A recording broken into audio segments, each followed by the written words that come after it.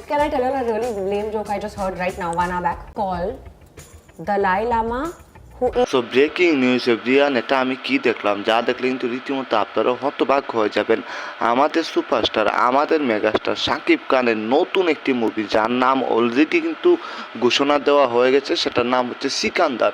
সেই সিকান্দার মুভির নায়িকা হচ্ছে, ভাই কি বলবো রে ভাই, আমার প্রিয় একজন নায়িকা, আপনাদেরও প্রিয় একজন নায়িকা, বলিউডের কাজল যাকে বলা হয় আর কি। with all of you. থেকে কিন্তু এখন শুধু এই কথাটি শুনতে পারতেছি যে বলিউডের কাজল অভিনয় করবেন শাকিব খানের বিপরীতে। ভাই কি বলবো, তামিল তেলেগু ছবি ভাই, অসাধারণ একটা মুভি হবে।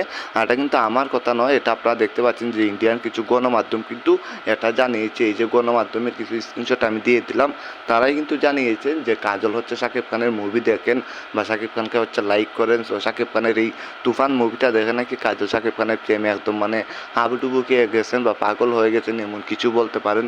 সো খুব শীঘ্রই হয়তো শাকিব খান এবং হচ্ছে কাজল এমন কিছু করবেন, এবং কাজলও তো সরাসরি বলে দিলেন যে খুব শীঘ্রই বা খুব তাড়াতাড়ি আমি হচ্ছে শাকিব খানের সাথে আবারও কথা বলবো এবং আমরা হচ্ছে ফাইনাল যে ডিসিশন সেটা নিয়ে নেব।